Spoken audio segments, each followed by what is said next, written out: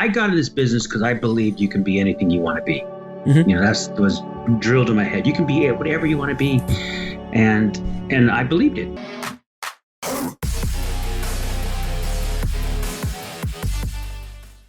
I'd like to welcome to the show Rick Najera, man. How are you doing, Rick? Good, Alex. How are you doing? As good as we can be in this crazy mixed-up world that we live in today, sir. Yeah, it is a crazy mixed-up world. Yeah, there's so much going on, but different stuff. I'm sure that everyone's tired of hearing about COVID, insurrections, and things like that. Let's talk about film. Absolutely, absolutely. So first and foremost, sir, yes. How did you get into this ridiculous business? It's very simple. I thought of the one thing that would just totally destroy my life and make my life really horrible. And I went, let's go for that job. And it had to be writer, because that is probably one of the worst jobs you can get in Hollywood. It's just, really horrible. Now, why, sir? Why?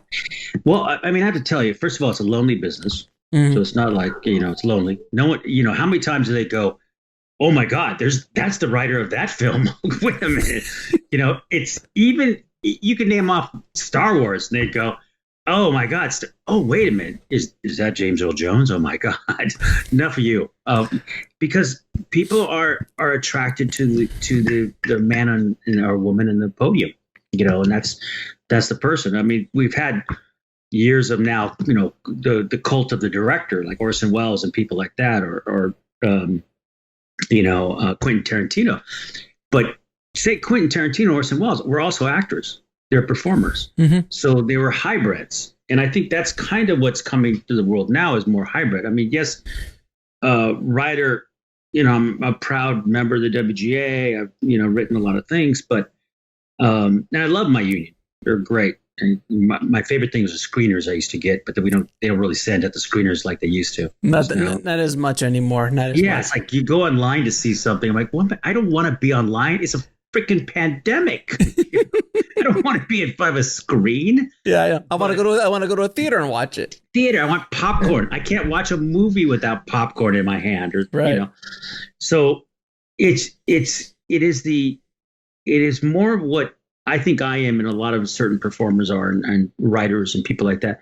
We tend to be hyphenates. Mm-hmm. And the old world of Hollywood actually was the Model T Ford world.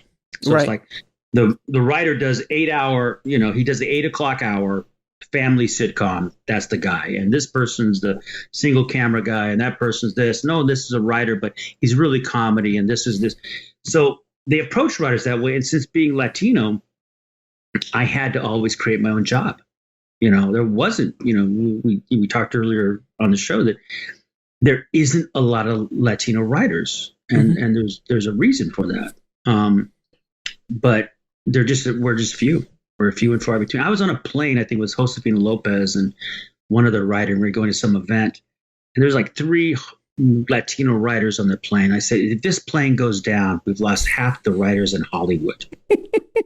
and at that time, it was kind of the truth. No. It was like we've lost half the writers if this plane goes down. And I hope I mentioned, along with Josefina and the other writer, I forget who it was. Josefina, but they would go, but it was true. It was like, what a tragedy, and it's sad because, no one wants to be the first in Hollywood, or like, people have called me a pioneer in some ways, pioneer. I go, I've never wanted to be a pioneer. Pioneer really is a bad job, because a pioneer gets killed by the bear, gets cholera, syphilis, some mercury poison in a silver mine in some place. What's that show? What's that game? Oregon Trail. Oregon Trail. Just the worst things you can imagine. The eagle takes your baby. Yeah. You have no fingers or hands. You've got no personal hygiene. Fair enough. And you're just hoping that syphilis kills you instead of a Native American. Right. It's just bad. So I want to be the guy that shows up in the train, with the the nice mustache, and mm-hmm. Show up with the train and all that kind of world. That's the kind of guy I want to be. I don't want to be, better yet, the guy shows in a jet, just right to New York. Even better. It's great. But pioneer is a bad thing to be. You don't want to be a pioneer. It's just the danger level of pioneer is really up there. I went to Australia to film something, mm-hmm. and that place was dangerous already. I could imagine someone going that place and being a pioneer. They have everything there will kill you. Spiders, snakes, Sure. the people. I mean, Kangaroos box. I mean, it's crazy. oh, kangaroos aren't even cute animals. Like I saw a kangaroo, like 7 foot high, and they will gut you with their feet. Mhm. You know, so you go walk up with a carrot in your mouth and want to feed it gently. You know, it'll kill you. And so that's to me pioneer. So I do not want to be a Latino pioneer because first of all, no one cares. No one. So I mean, so when you started out, how did you like start getting work? Because I'll tell you what, I came up as a commercial director and in post-production as a Latino in Miami. Yeah. And, I started off in editing Latino, commercials and doing a lot of stuff for South America and things like that. But it was hard to break through to the American market and this is the mid 90s. So things are a bit different now in regards to acceptability. Like, I mean, before Guillermo and that whole crew, and those guys aren't even doing what you would say particularly Latino stories. No, they're not. But they're still Latino. Latino directors and Robert Rodriguez and all that kind of stuff. It was a different world. So I could only imagine what it was like for you as a writer coming up in the 90s. Well, first of all, they were surprised I could write in English. Was the bigger surprise. There was like, what? You could. Do you understand the words that are coming out of my mouth? Right. It was very hard. I got in this business because I believed you can be anything you want to be. Mm-hmm. That was drilled in my head. You can be whatever you want to be. And I believed it. So I said, I'll be an actor, because being an actor, you can be any character you want to be. And then this business spends their entire energy telling you can't do that. And now there's exceptions are starting to happen. I watched it with Shonda Rhimes, who I'm a big fan of, people like that. But on the whole, from the 90s, just in 92, like when I first started out, it was in 92, I got in Living Color. And I got that after being an actor. I was working a lot, as I got into acting, I did, I did shows, every show from Columbo to whatever, to, China Beach and all these pilots and, West Wing. And I just didn't like the roles. I finally one day I was doing a film called Red Surf with George Clooney, and we both were leads. And he had 20 auditions afterwards. I had 0. And we both were leads. And I said, well, he's going on 20 shows. Why can't I? And they said, well, he's going out for white roles. You only play Latinos. So it was ingrained. Agents, managers, everyone. You play Latinos. Now, which Latino can you play? And at that time, it was like you're either going to be drug lord, which hasn't changed terribly much because look at Narcos and shows like that, or you're the gardener, or you're whatever it is. It wasn't like Dr. Sanchez. We're losing him. Dr. Sanchez, we're losing him. It was always quick cut. Pan left. And Dr. Sanchez is, I'm just working here as a gardener, but right. Part-time. I am also a doctor. Now I would like to help with this situation. See, now I want to watch that. I want to watch that medical drama. Yeah. Dr. Sanchez, he's a gardener by day, but an ER doctor at night. I learned this during the war. It was great. In El Salvador, I learned to stitch people back up. And also gardening. And also, because I do like the gardening. It's steady work. Yeah, it calms me down.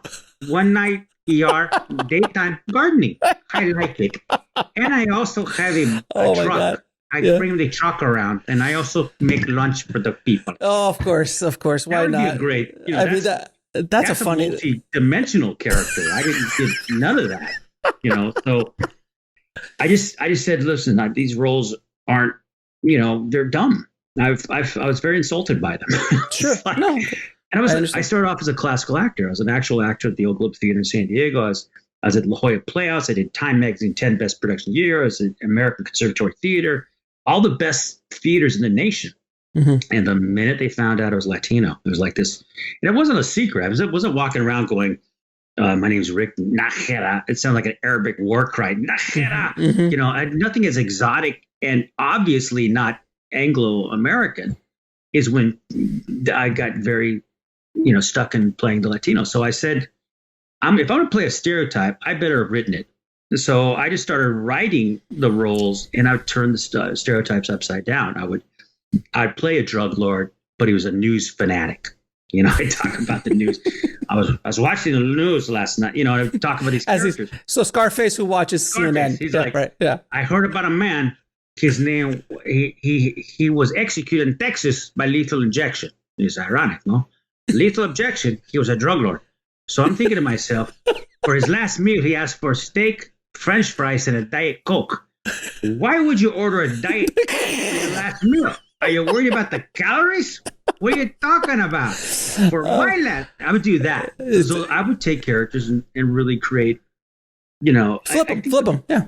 Flip them. I'd flip them out and change them around. And it was a tough fight because you're in a battle with Latinos themselves looking at you, because you're going to, every time you're performing, Latinos looking at you going, no, he's not that good. Or I didn't like him, or for 1,000 reasons, mostly for envidia, envy of looking at someone.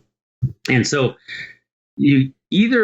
people assume you're full of yourself. Like I would get that. People assume I'm full of myself. Oh, you've done all these shows. You must think you're the most incredible person in the world.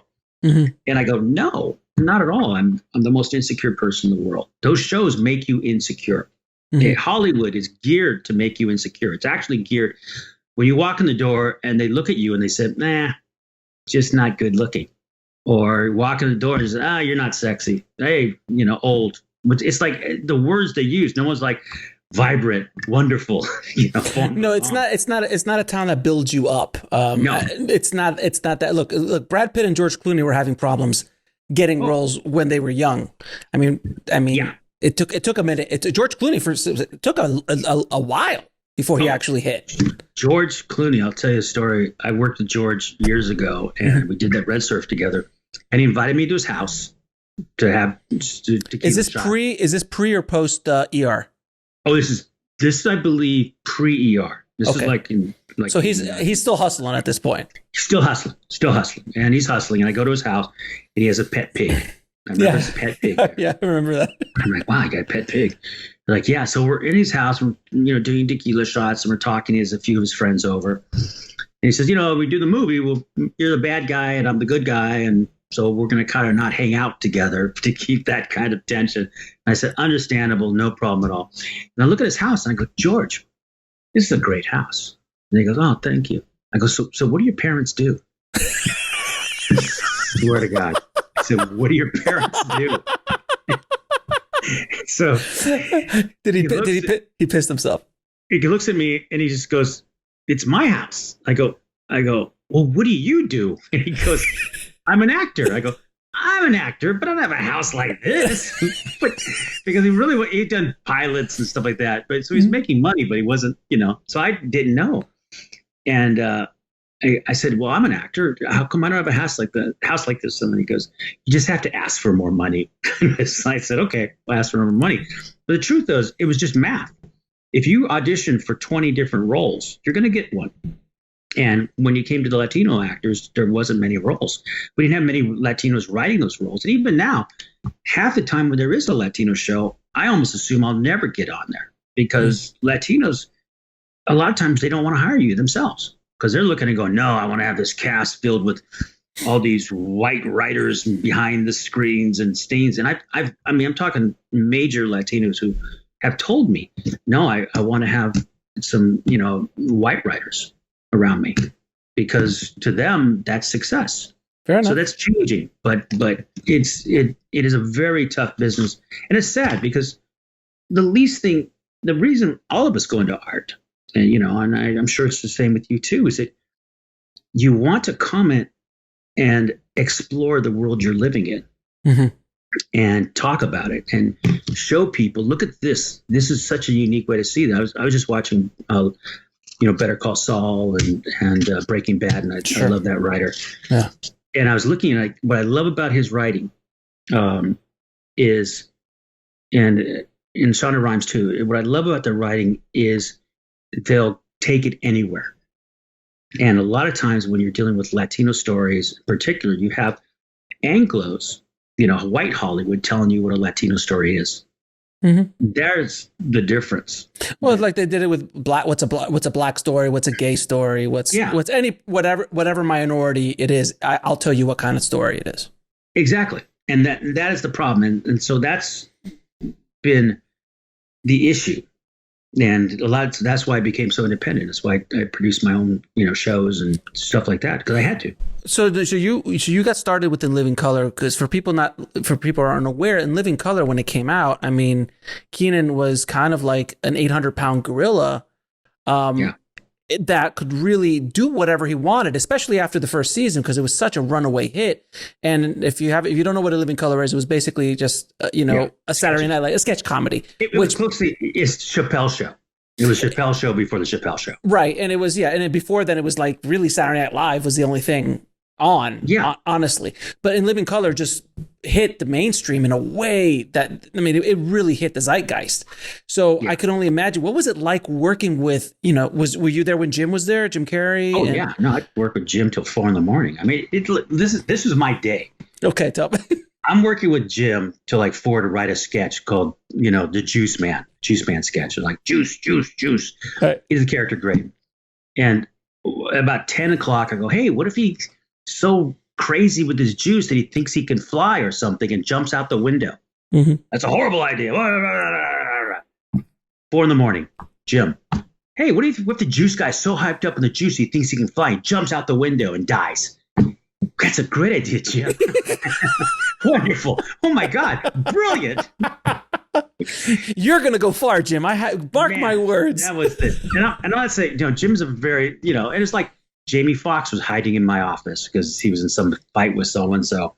And, Keenan was upset about something. And then Jennifer Lopez was walking in going, Rick, can I be an actress? Do you think I could be an actress? Right. And I told her, yes, you can.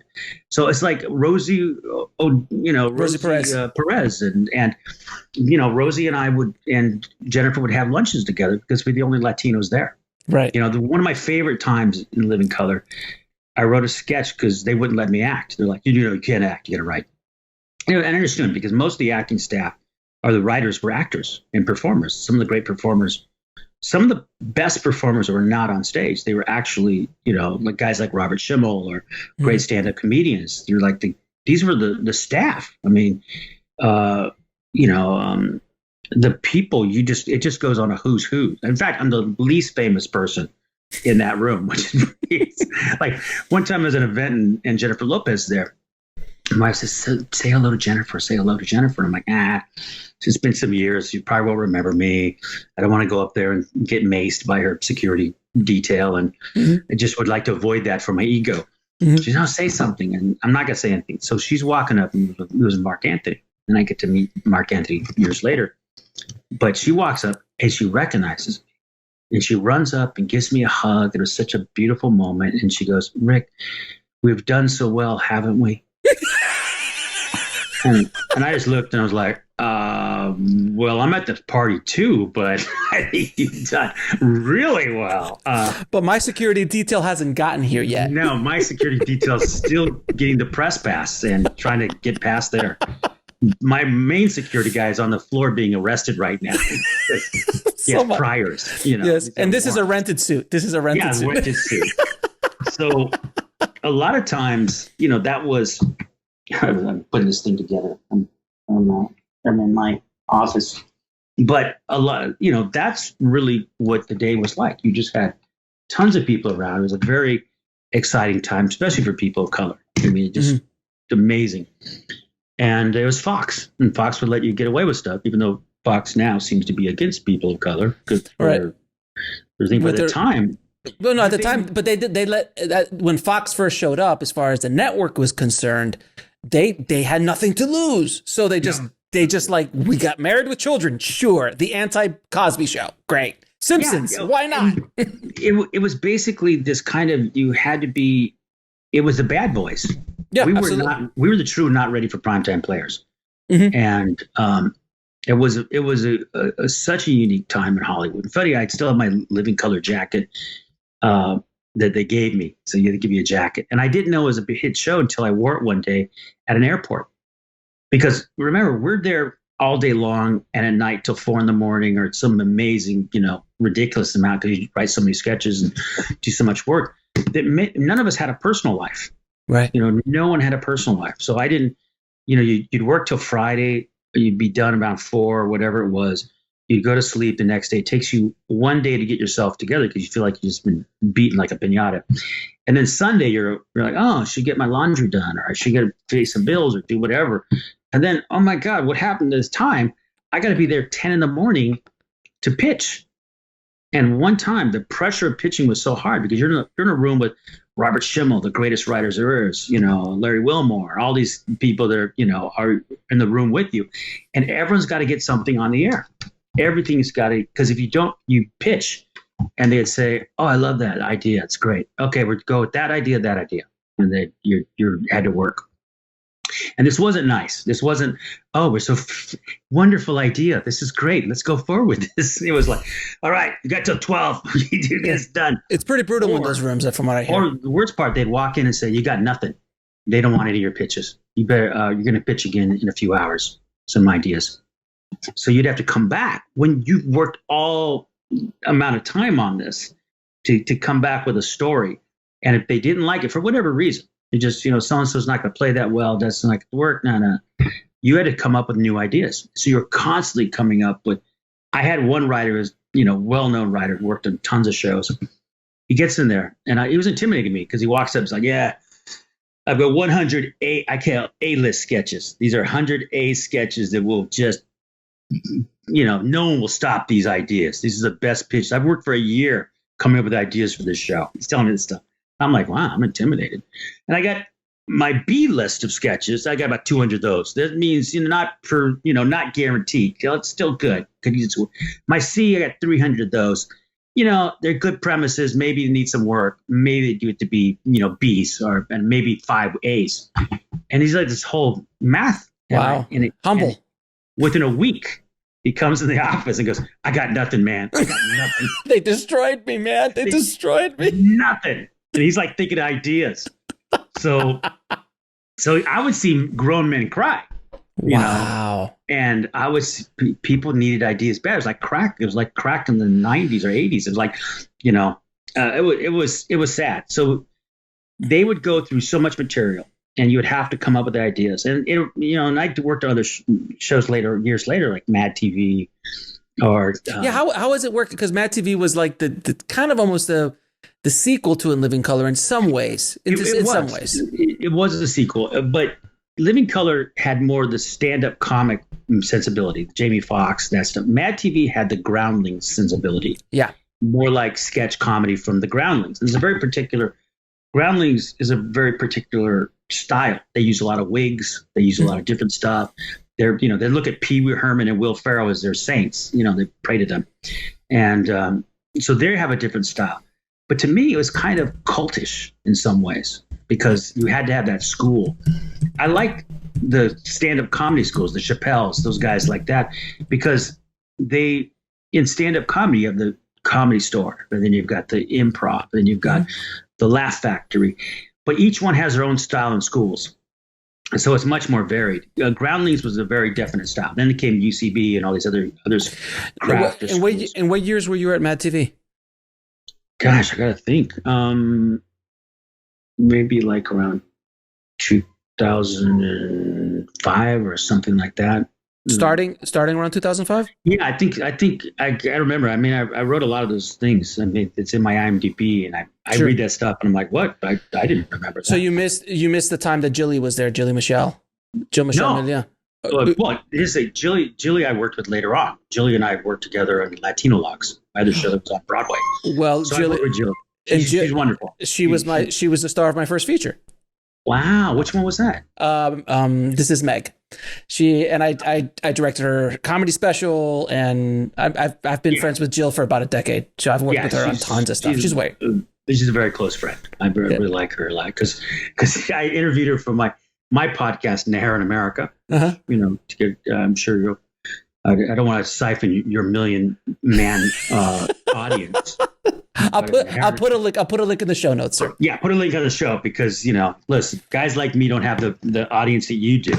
So, but here in America, sure. I had Jillian, and she's just a great person. She did I think it was Reno 911. Oh yeah. She's done shows like that. So the comedy school in Hollywood is very small. We all kind of know each other. Yeah, that's one thing I've noticed since I got here almost a dozen years ago. I met Julie 3 months in, by the way. 3 months after I got here, I met Julie, and she starred in a short film that I shot. Like I was hired to do within 3 months of getting here. It was like, and when I got here, I'm like, this is Hollywood, great. This is the way it's always going to be. I'm just gonna and that whole project turned into a shit show, and but she was wonderful. We always stayed in touch. Well, that's what you can say. This is Hollywood. This is Hollywood. Now this is Hollywood. Now this is Hollywood. Yeah. But it's a very small town, and everybody knows everybody. It's so weird because, and the more I do these shows, like when I do this show and my other podcasts, I'll talk to a guest and I'm like, oh, I know. Do you know this person? Yeah, I know that person. And it's just like everyone knows everybody. So if you, and this is something for the audience listening, don't be an ass because it will get back to you. People will talk. Oh yeah, no, it with me, it's like, I go through normally for me, it's I run into more just, I don't think people understand me. I don't think they've ever understood me because I don't fit anything. It's not like you go. Well, you're not in a box. I'm not in a box. I write, I direct, or I act. Yeah. I've done everything. I've been a VP at a network, and do all this stuff. Not a big network, but still a network. And so I've seen the world very differently. And I come up like I'm gonna do a web show in February, not a web show, a masterclass on writing in February. And Great. So people go like, hey, he's actually teaching or doing something like that. Because I came from the school where you had to do everything. And that's very Latino. It's like, I know.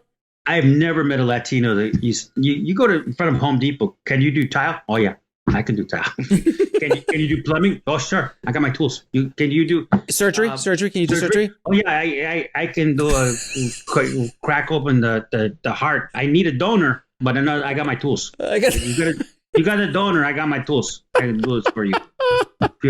So it just, that's where people have been. I mean, look, I have a hat on that says hustle. I mean, there's I mean, it's on brand for me, sir. I understand. I woke up this morning going, every day I'm hustling. Every day I'm hustling. Because like even before, every day I'm hustling. That's our mantra. Every day I'm hustling. It's just the way it is. It's just the way it is. It is the way it is. And I thought about it as my son started acting in commercials, and he was doing really quite well. And he was like, Dad, I want to do commercials right now. I want to study school. And I'm like, and part of me was like, if I was in Tijuana, you would have a box of chicles in your hand going, chicle, chicle, you would work. That's the way our Latinos are. It's like some, people go, I have children because I love them. And also it's like Latinos, like, we need a crew. And so we better have some kids to get that crew. We need some I don't hands. trust nobody but my family. That's hilarious. Even though I can't stand them, I still really trust them.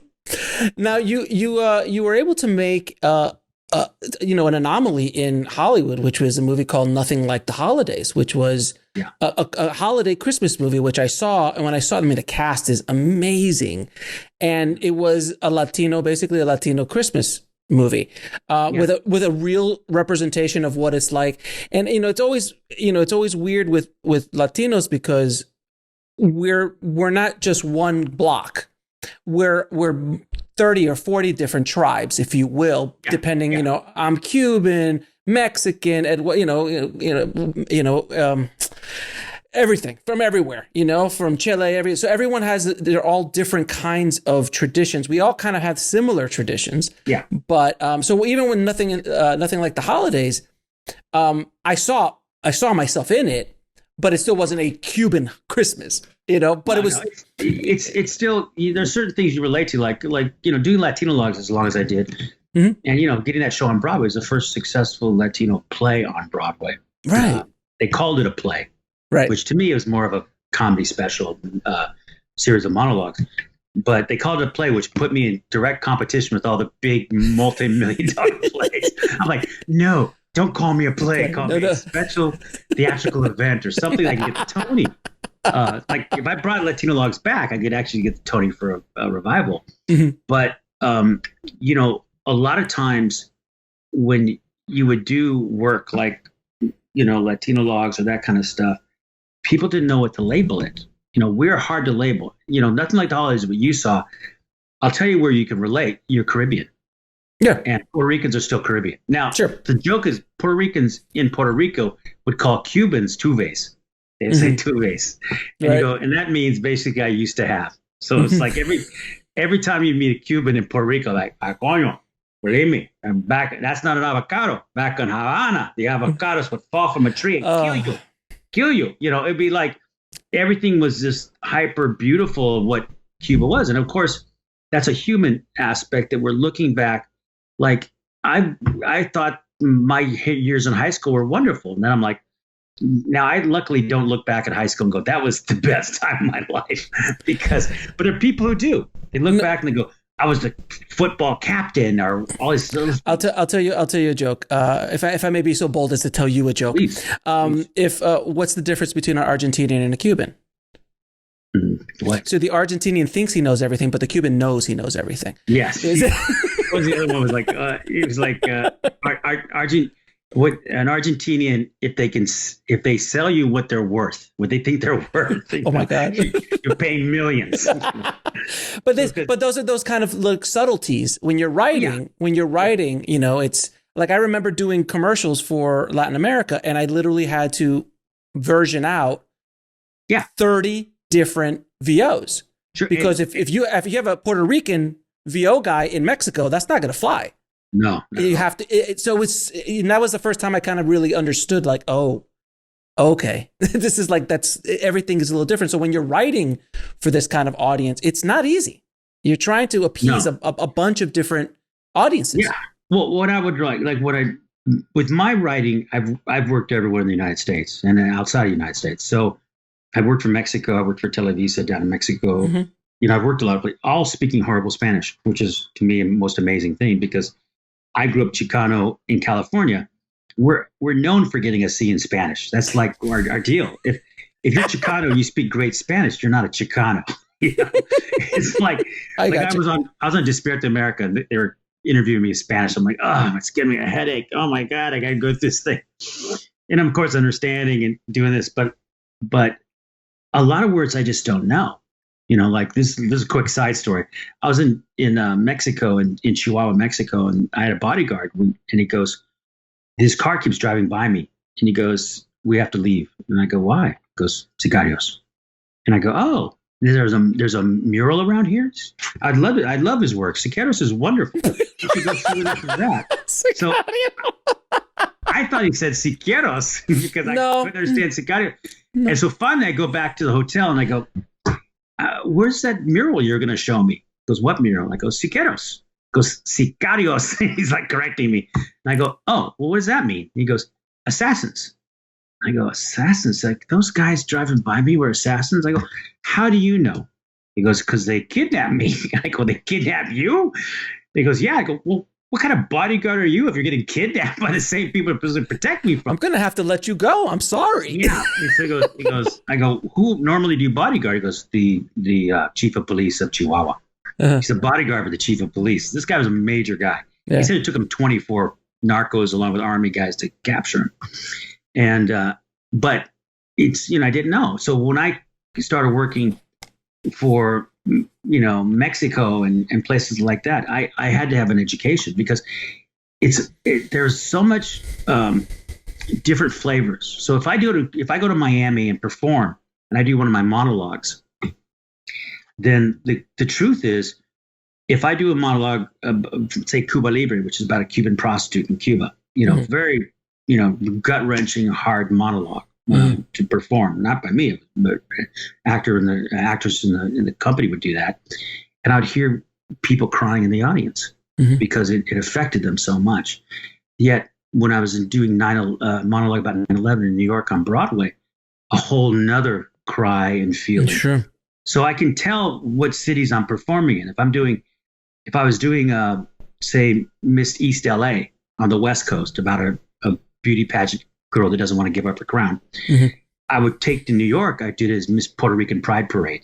Of course, you have to shift it a little bit. You shift it, you adjust it. And in Miami, I'm doing Alien Gonzalez, and I'm saying, I'm basically yelling "Screw Cuba" or "Screw Castro." Right. Every Cuban is applauding me and loves me forever. Sure. So you're playing to the audience. You have to. It's what Commedia dell'arte did. Commedia dell'arte was a form of theater throughout Italy and around, I think it was, the Renaissance era around that. People would go to each town and listen for the gossip, listen to things, and they would take it. And if you look at Saturday Night Live, any of these shows now in sketch-wise, that's what they are. They're Commedia dell'arte. They're listening to the gossip. They're putting it out there. You got the audience going, oh, I can't believe they went there. And what comedy is, the cathartic release of ideas and expressions that you shouldn't be able to say on stage. But since you're saying it, you'll get applause and laughter. Now, you're very unique in the sense that you had a Broadway show, a hit Broadway show. Excuse me, it's not a show, it's not a play. It's a special event. I call it a special event. But it's a special. It was on Broadway. It was on Broadway, and you did. Yeah. So how do you approach, as a writer? How do you approach a Broadway show? You approach the same way you do with all writing, which is basically it's a story. It's a beginning, middle, and end.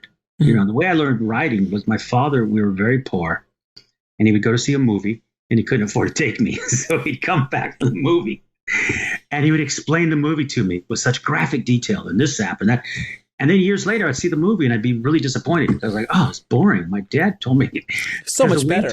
So much better. He told the story and the man and what he felt, and I learned storytelling through him. And that's really what it is telling a story. Now, you can take a story and, like, say, Mandalorian. Okay, that's Yoda as a child.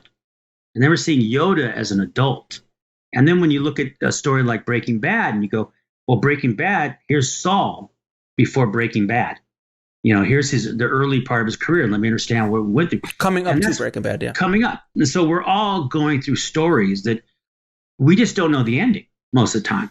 And that's also true in life. It's like we could sit there and have this great, wonderful conversation and this, and then it's like, did you hear? Well, what do you mean? The COVID. Oh, no, not Alex. So it's like, yeah, immediately afterwards, somehow he went outside. Yeah, a plane dropped from the sky. Anything. And that's the thing, is we don't know the end of the story.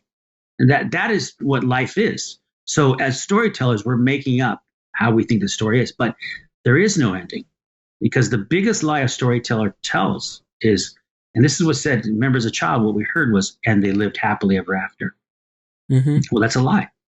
Because I saw O.J. Simpson one time as a kid. I remember seeing O.J. Simpson go, oh, wow, he's with this blonde woman. I was like impressed. I think it was a bus boy or something. He did the Naked Gun movies. I mean, he arrived. To me, it was like, oh my God. Now, cut 2 years later, he's in a white Bronco going down the freeway in a slow chase. And then stopped there, and they lived happily ever after. Yeah, they lived happily. Yeah. So we don't live happily ever after. So storytelling is a continual evolution of a human life from before and after. And so that's why, stories are so, you can take a story like Breaking Bad and go to the prequel or go to the sequel or it's still a story, but every story has a beginning, middle, and end. But the end is there will be no end.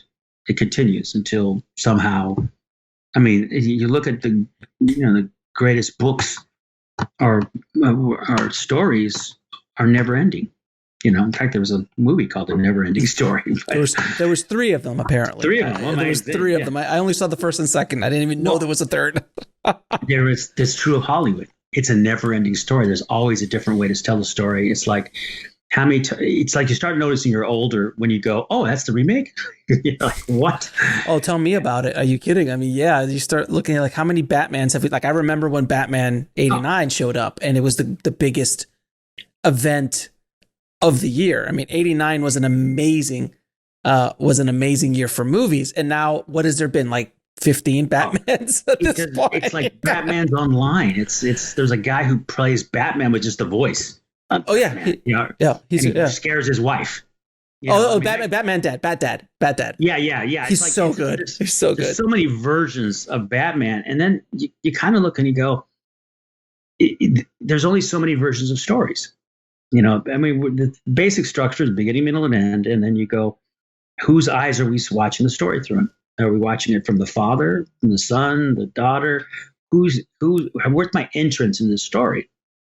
So stories as complex as they are really are very simple.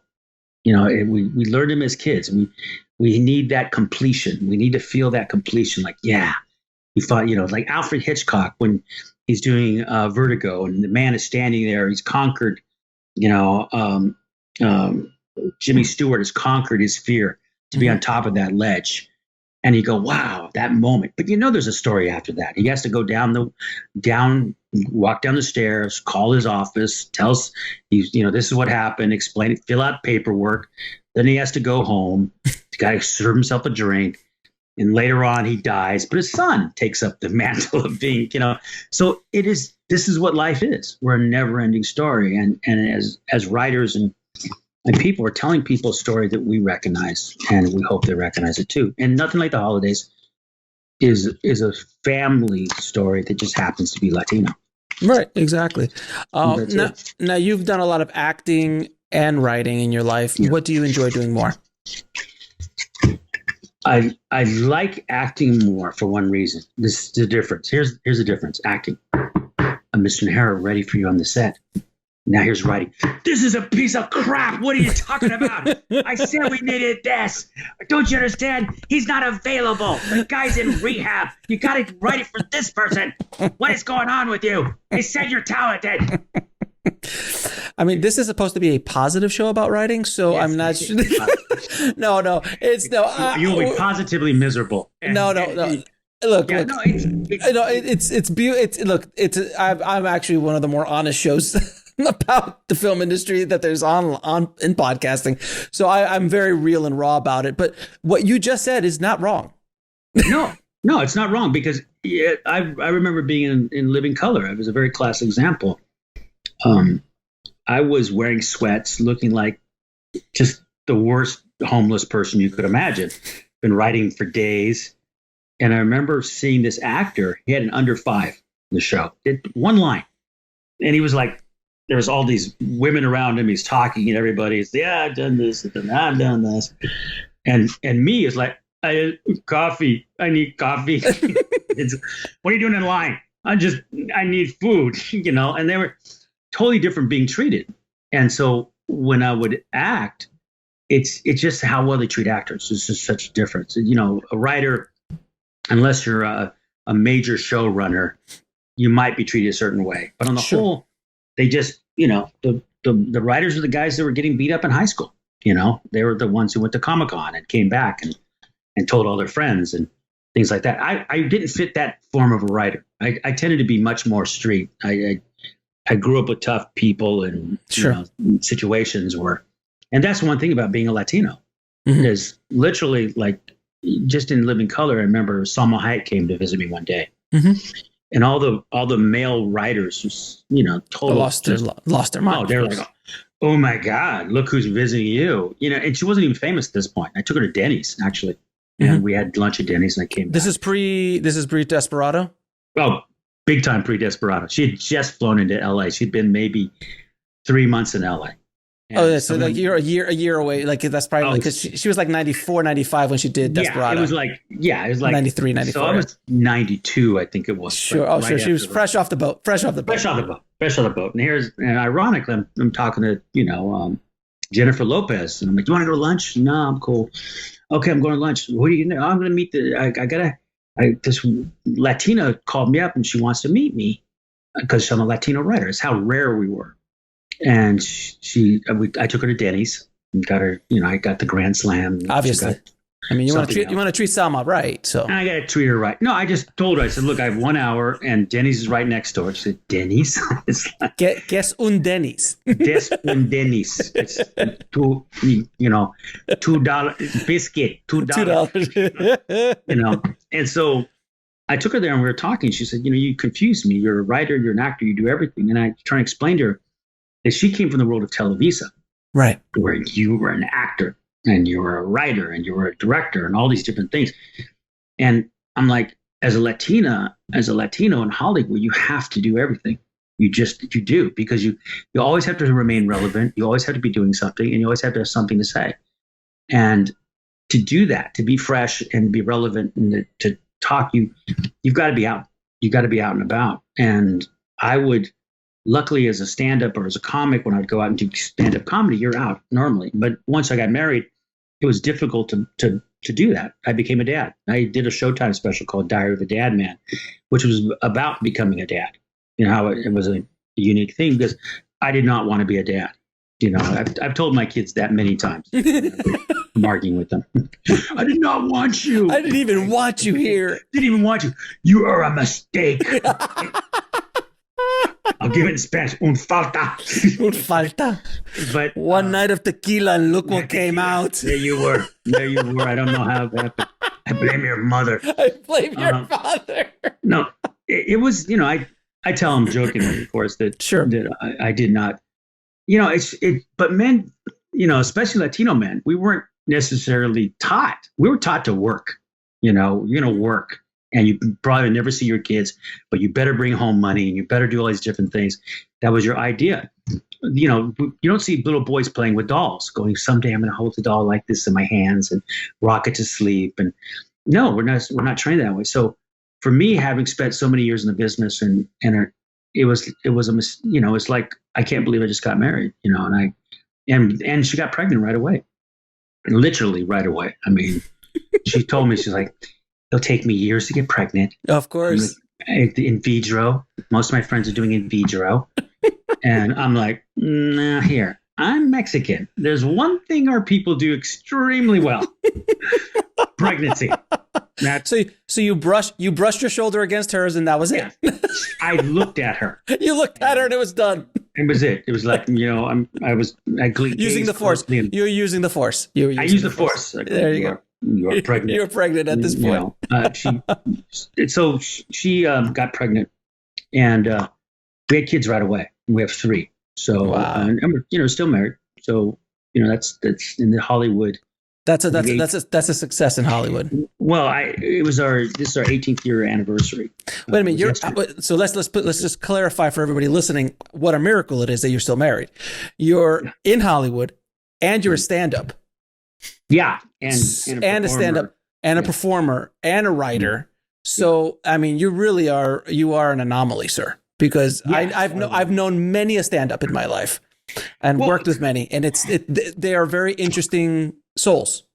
Well, the thing with stand-ups is I adjust this light constantly during the night. It's a rowdy world. There's no two ways about it. It's just a very rowdy drink, talk, hang out world. It's like, and that's a unique thing. That was really kind of strange. I think, but women don't ever give you extra points for that. They don't go, it's amazing. It's like you expected, and I think it is. So yeah, we've been married 18 years, and being married in Hollywood is probably the real toughest job in Hollywood. But you started off as a stand-up first, right? Yeah, I did. Well, I started off as an actor. I was an actor. I did, every cop drama. I mean, right. Hill Street Blues. I mean, I'm not going to age myself, but I was like the last year of Hill Street Blues. Wasn't that shot in black and white and was like let in by Gunsmoke? He was next to Gunsmoke set. I remember that. And they were talking about a show called Gilligan's Island. They didn't do 20 years later. And I did the Spanish version, Gilberto's Island. What? Oh man! So sad. Jesus. Gilberto, you'll hear something. What's that sound? Why are the sharks getting close? What's going on? Gilberto's Island. Too soon. Yeah, it was. It was unique in Hollywood that, it's actually. I mean, in a weird way, it's tragic. It's it is. You go and you say, my father was in Vietnam and World War II. And how many World War II movies have I seen a Latino in? And then you go, and how many do you see in Vietnam? In Vietnam, I think the platoon has a camera pan and of a guy with a Virgin of Guadalupe, statue or something. I think that was it. And they went, oh, they represents every single Latino that went through Vietnam and did that. Whereas my family actually did it. So I saw how Hollywood never told our stories. And that's became my passion, was to tell our stories. Did you ever see the movie Hollywood Shuffle? Yeah, no, I worked with Robert Townsend. I worked at his TV show. Right. Yeah. So Robert, I mean, I've said this on the show multiple times. I think he doesn't get the credit he deserves, because before that whole I'm going to go do my movie on a credit card thing of the 90s and Clerks and then Mariachi and that whole thing. He did it first. He did it in '87. I remember, because I was working at a video store at the time, so I remember it. Yeah. Boy, that's one of those rare things you hear about. Yes, I was working at a video store at that time, and I remember. And he's going to bring back video. Yes, and then he made that movie specifically because he was exactly what you're talking about in the Latino experience. He was talking about in the Black experience, which was. Hollywood wasn't telling him stories. They're going to tell you're going to be the slave, or you're going to be the gangster, or you're going to be this. And there's this great skit in Hollywood Shuffle where he's like a Juilliard trained actor, and he's talking with a British accent, and he has a whole bunch of African Americans who are speaking British, and then all of a sudden you have like the whitest guy in the world going, nah, man, when you talk jive, you got to talk like this. And you see them trying to train the African American guys how to talk gangster and stuff. And it was just it was such a spear into Hollywood. It was so wonderful. It was wonderful. It was also so true. I remember that time I was doing General Hospital. I was an actor on General Hospital. Mm-hmm. And I played Juan from the Biscayne Islands. And this is years ago. I'll tell you how long ago it was. I was that, Latino galan kind of character. Okay. Monica, por favor, help me, Monica. So this is Ricardo Montalban, like the Ricardo Montalban style. Got it. I wrote for the guy. I knew Ricardo Montalban. I mean, I worked with all these people. You know everybody. Do you know? Virtually, I do, and I don't want to tell you the truth, because Have you worked with Robert? Did you ever work with Robert?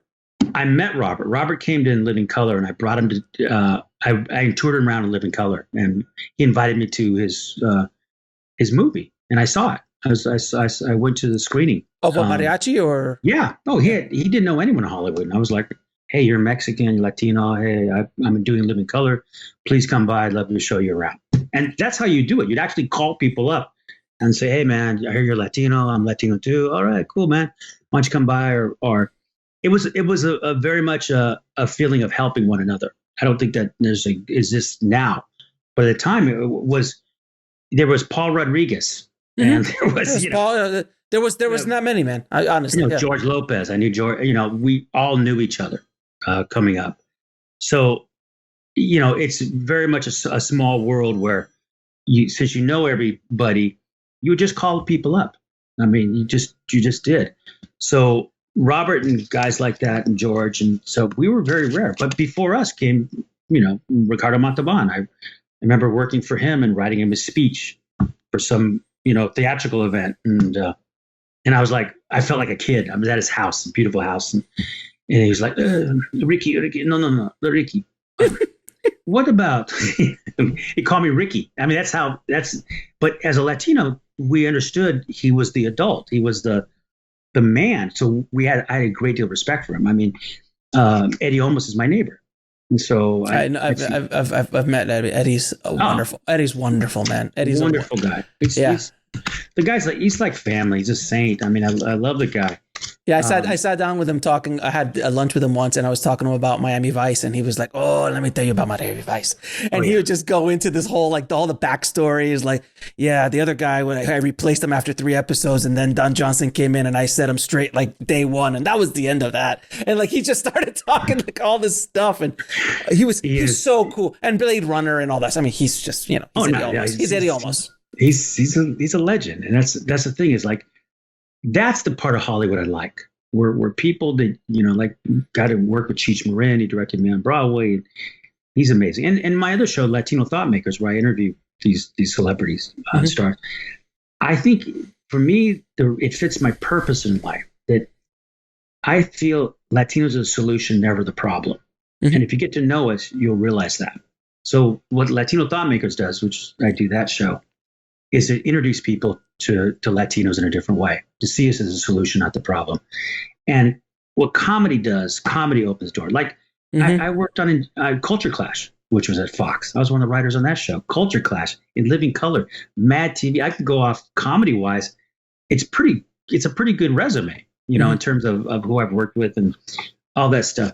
But those aren't the moments. The moments you remember are the silliest moments in the world. Just like when at the end of the day, when you're at a studio and everyone's putting away all the equipment and it's going to be sunset, and you feel you've been part of a dream factory. You've done something.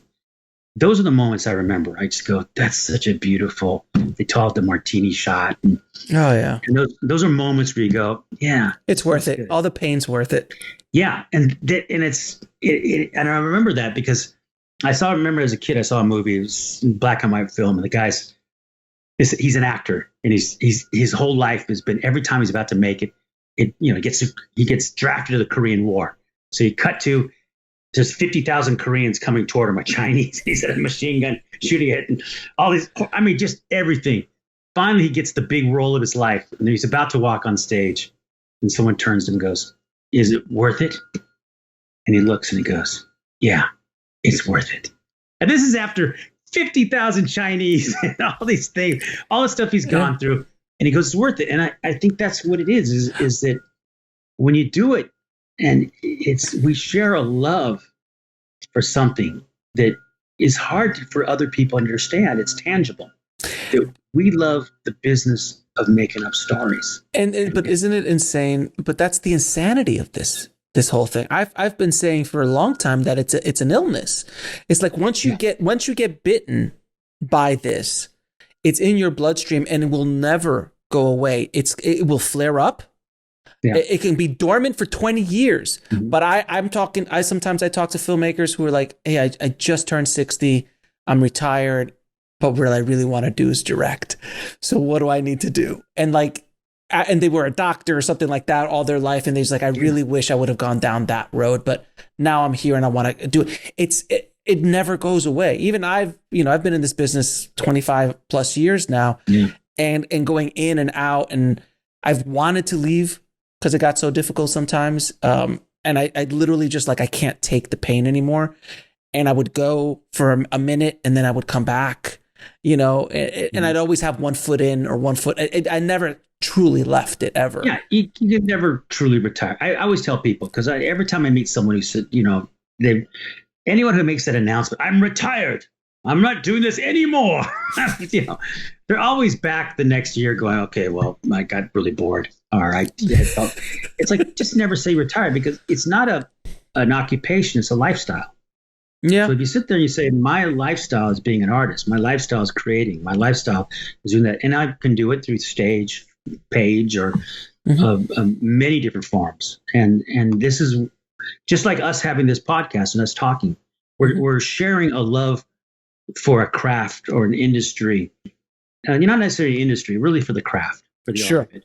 And that's really what it is. We're sharing a love for something that we truly do love. Now, what do you say to writers listening right now, and filmmakers for that matter, listening right now, who are struggling to get their voice heard, to get their thing out there, to get their work seen, or they're just going, they're basically in the Korean War right now, and there's 50,000 Chinese coming at them, or the enemy is coming at them. Yeah. What's the words that you can say to them to keep them going, and to keep that dream going? I haven't thought about this for a while, so thank you for bringing this up. This is why I like talking about the industry with other people. You really kind of, you think about it. Oh yeah. You work it out. Yeah. You work it out. So the workout is this. My father was a door-to-door salesman, and he'd go door to door.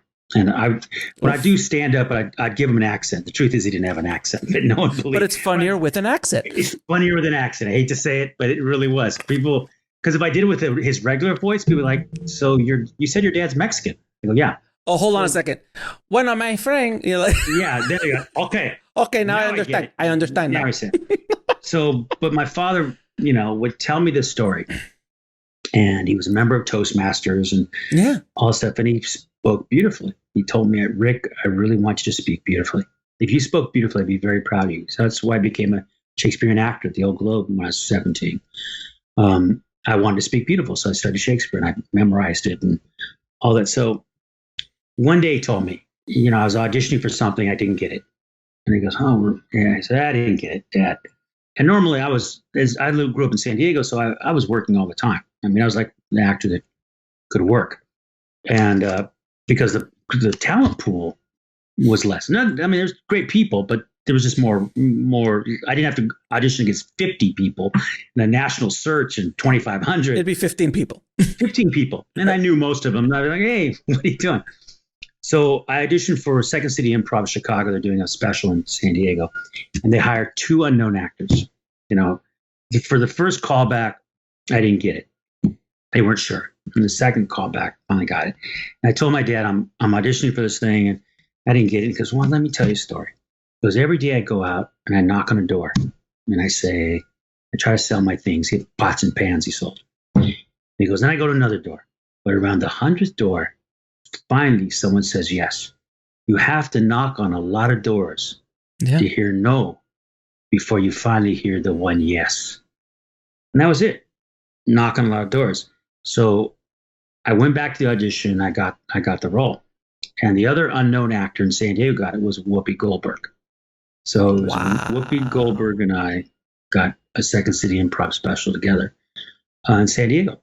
So and that was that's a true story. So that's pre-Color Purple. So we're talking 84, 83. Oh, 84. It was pre her one woman show. Oh, wow. So this is early. Yeah, it was early. I was a kid. I was like 17 or something. At the Old Globe, and then I had an audition. I think I just turned 18, and I felt she would sneak me into bars. And I would use a false ID. She was a bad influence, but she was. But she taught me a lot. She taught me that improv is saying yes, and what acting is and writing and all this stuff is saying yes to a dream. But if you remember the starting out writers hearing that, remember you have to hear a lot of no's before you hear yes. And once you get that mantra in your head, you will, and here's a second one. What you think is success may not be what your idea of success is. Oh, yes. Absolutely. So absolutely. That's a lot of times, because I struggle with it. Like sometimes I'm like, I'm the biggest loser in the world. Oh my Lord. Sure, I got to play on Broadway, but Lin-Manuel Miranda. Wow. Well, it's always, there's always a bigger fish. There's always a bigger fish. Got Hamilton. Oh man, I did 137 performances with an extension. The first one like that. Well, they were off Broadway and they saw, hey, you could be Broadway. So it got people thinking that direction, but the man just nailed it. And so when you start to get that comparison, and I think about it and it's like, well, Whoopi Goldberg, why aren't I Whoopi Goldberg? Why did I win the Oscar for Ghost? Yeah. Shoot, Jennifer's just a fly girl. What happened to me? But don't forget, look at what where we are after she hugged you. Look what we have accomplished. You have to kind of look at it and go, maybe success to me, in the end, for my success in life has been my 3 children. Right. That's it. If I looked and said, look, if you go all your success in life that you've done, if your 3 children are your measure of success, then I'm a successful man. Now, if my measure of success was an Emmy, I get a nomination, but if I got, once I get that Emmy or if I got an Oscar or whatever, can't do that. You have to learn that your idea of success is the process. That's what life is. Life's a process. You wake up, you try to find love, you try to keep love. Once you find it, you try to, all these 1,000 things of what our evolution is. And, and I saw a relative of mine who's much older now. And I got to tell you, old age does not look pretty. It looks like, oh man, this looks bad.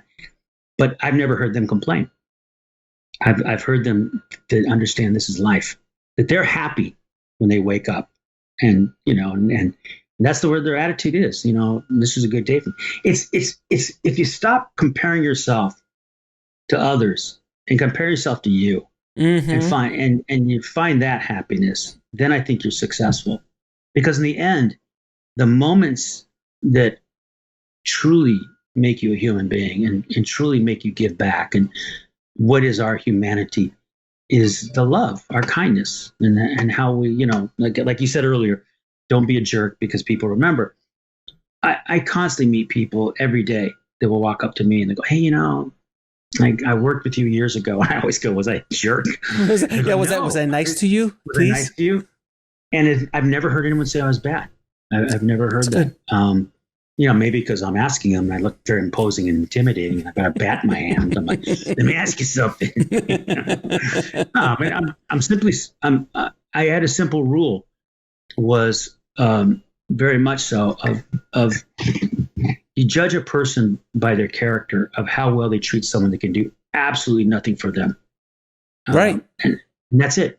So if I walk on a set or whatever it is, if I see a star or someone else treating an intern or a PA or someone badly, that's my judgment of that person. But I got to tell you, I've had so many actors and stars that I've met that are truly nice people, truly great people. I look at certain people and I go, they're a good person. And luckily, when I meet them, they tend to be. I haven't been fooled that often, where I go, and Mother Teresa, whoa, that was a surprise. Oh, she was rough. Man, that attitude. She still owes me $50. Don't stand so close. I'm a miracle worker. Watch this. What an attitude. Look, that's my leopard. Get away from it. So that's the way I look at it. That's wonderful. That's wonderful. If we fall in love with the process and you'll be happy. Enjoy it, that's the thing, because you're constantly writing, you're constantly doing stuff, you're constantly testing yourself, and it is a business that it's a beautiful art surrounded by a very ugly business. That's the reality. That's truly it. But then again, some of the greatest stuff in our world can be bastardized or changed, or best intentions or whatever. You have to develop in yourself your purpose. And once you find your purpose, and once you say, this is my happiness, this is what I do, then you're giving it the best you can. And as long as you're grateful for little things. I mean, be grateful for you calling me up and putting me on your podcast and having a nice conversation. Be grateful for that. I'm grateful for it. That's the thing to be grateful for. Be grateful for the little things. And that way, when the big things come, you haven't changed. You're still grateful. You're still grateful. I'll tell you, when I let go of that whole comparison thing, and it took me years before I got my first feature done, and I was capable of doing it 15 years ago. I could have shot, and that was the dream. The dream is the feature. Yeah. But the thing was, I compared myself to Robert Quentin because I came up in the 90s. So I was like, if my first feature's got to be El Mariachi, it's got to be Reservoir Dogs, it's got to be this big thing. And that pressure, the art can't handle that kind of pressure. Like, it's not built to do that. So when I finally hit 40 and I was attached to another huge project, and that project fell through again, and I was just like, you know what, I can't do this anymore. I'm 40. I gotta do it. And then within 30 days, I was shooting my feature with Jilly. I called her up. I'm like, Jill, call your friends. We're going to go make a movie. And we shot this kind of like improv, Curb Your Enthusiasm style, story about her, loosely based on her life. Yeah. And we just did it. And I also never attached any outcome to it. And that's the other thing with art. Like, if you I need to win the Oscar, you're setting yourself up to be miserable. It may not, it may not be for you. I mean, that's the thing, is that, if you, as an artist, you believe there is a higher power, because I think you have to, as an artist, you have to. I mean, I know Ricky Gervais always talks about he's an atheist, but I think if you really broke it down, he would hope to believe there's a God. I mean, something. Yeah. We all do, because the truth is, we, in the place of things in life, we need to have something we can look and go, there's a reason we're here. There's some higher being that goes, there's a reason you're here.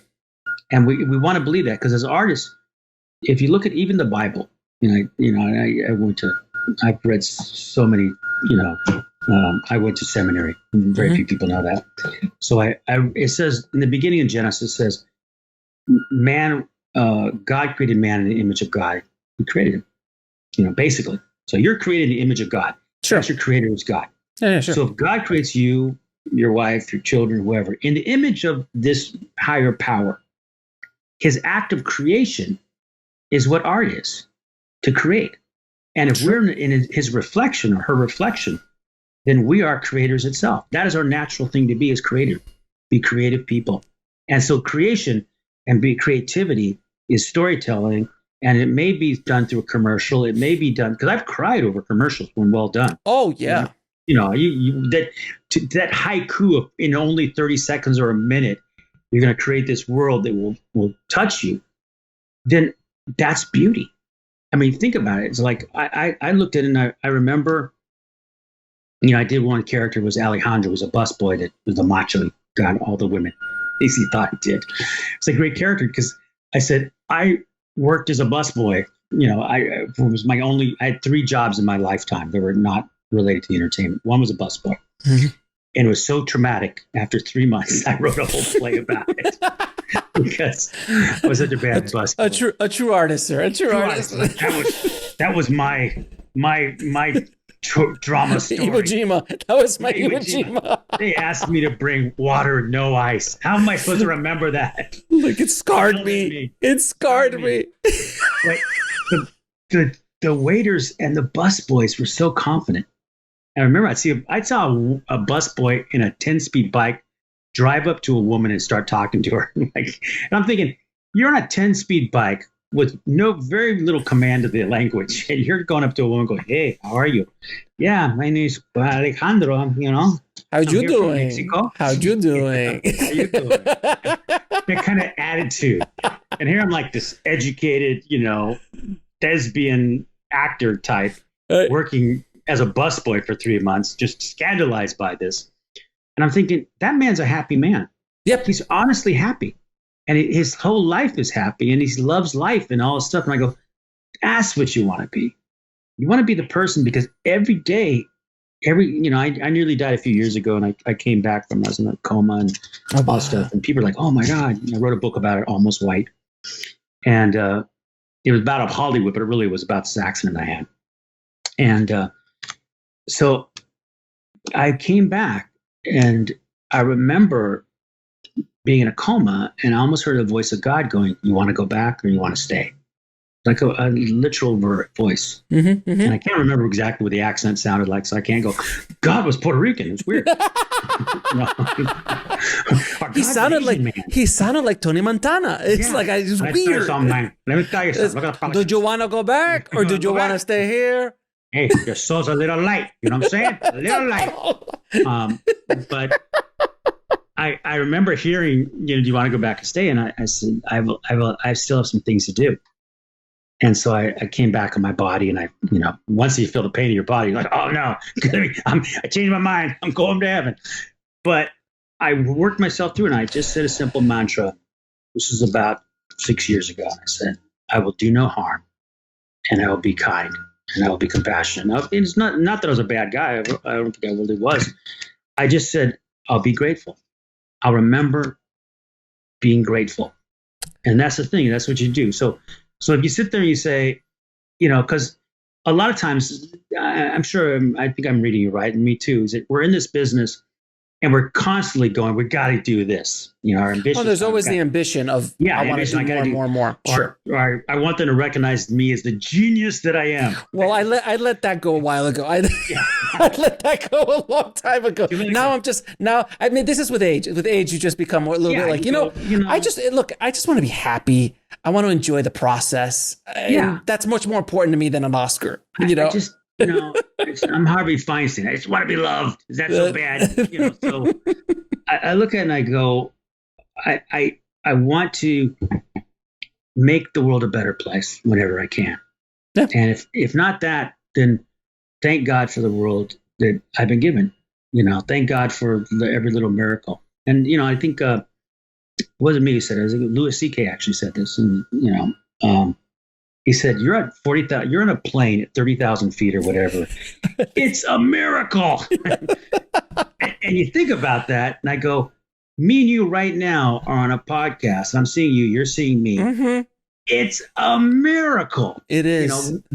As a kid, I'm watching 3 channels, 3 networks, And when you hear the yeah, or better yet, when I grew up in San Diego, we heard the Mexican national anthem because the discs were over in the side of Mexico. Right. So you'd sit there and go, that was I Love Lucy. Then da da da da da da da da da da. I'm standing tall singing the Mexican national anthem. But I appreciate what you got. That's what I tell anyone that's listening about this business is that you appreciate every single moment. You appreciate everything you got. The miracles all around you. And if you think that way, then it doesn't matter whether you so-called made it or not. Yeah. You're making it. You're making it. Yep, absolutely. Rick, I appreciate you coming on the show. It's been an absolute joy talking to you, sir. Where can people find you? Well, you can always check me out on Najera in America. It's on Revolver Podcast and on Apple and other stuff. And then check out Latino Thought Makers. I'm doing a show with Cornel West, Dr. Cornel West from Harvard. Wow. We're coming out of college, and that's going to happen he's January 28th. And then I've got if you check out my site, I have a class on writing that I'm doing with Sanjeev Chopra, Deepak Chopra's brother, and Jackie Ruiz, who's this great publisher. So I'm constantly, even with this COVID, you got to work. Gotta keep going. You got to work, because if anything, I just look at it and I go, Newton came up with his best theories during pandemic. Shakespeare wrote Lear during a pandemic. And even though we're in this time of pandemic, and I'm like you said, you watch the news and you go, can it get any worse? I'm expecting Godzilla walking down Pennsylvania Avenue. Any day. Because anything can happen. The mole people should be taking over any moment now. Maybe I'm even thinking maybe that lizard people idea is true. I have no idea. I don't know. Hey, you never know. But if I can love my life and be grateful and be kind to another person every day, and that's it. That's what we got to do. And if the greatest production was my kids, then I'm fine with it. Rick, it has been an absolute pleasure talking to you, my friend. Thank you so much for what you're doing, and continue making people laugh, man, and making people think. So I appreciate you, brother. Oh, thank you. Great talking to you too, man. Good. Consider you a friend now. We're podcast brothers. Anytime. Thanks for watching. Click on one of the videos below to continue your journey, and don't forget to subscribe.